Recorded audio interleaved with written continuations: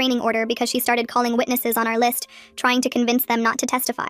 She left voicemails for 3 different nurses from the hospital and contacted my sister on social media with threats about what would happen if she showed up in court.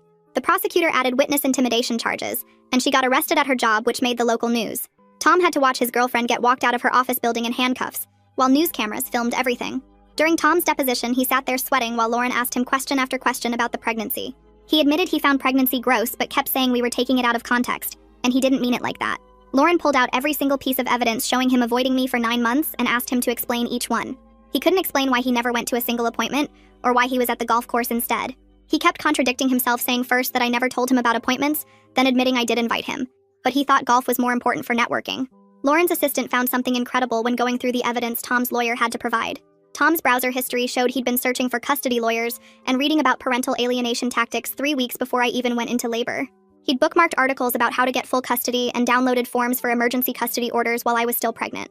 He'd been planning to take Luna from me before she was even born, and the timestamps proved it all happened right after he told me to stop talking about the pregnancy.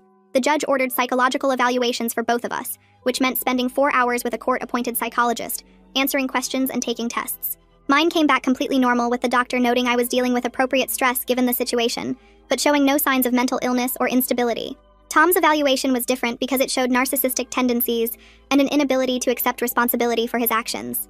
The psychologist wrote that Tom consistently blamed others for the consequences of his own behavior and showed no genuine remorse. The report said Tom viewed the custody battle as a competition to win, rather than focusing on what was best for Luna.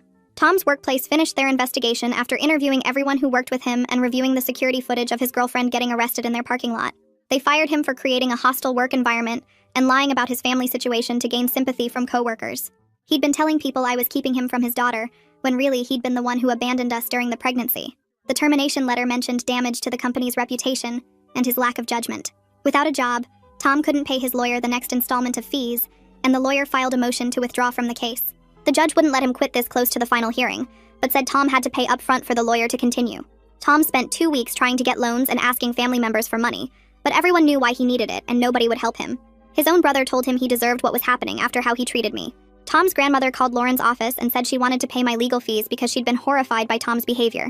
She came to the office with a cashier's check for the full amount and told me she wanted to make sure Luna was protected from Tom's selfishness. She said she'd already written Tom out of her will and wanted to leave everything to Luna instead, but wanted to make sure Tom couldn't get his hands on it. Tom found out when his grandmother told him at Sunday dinner that she was paying for my lawyer, and he threw his plate against the wall. The final custody hearing lasted 3 days, and Tom took the stand on the second day trying to paint himself as a victim of a vindictive wife. He said I'd deliberately kept him from bonding with his daughter, and that I'd turned everyone against him, including his own family.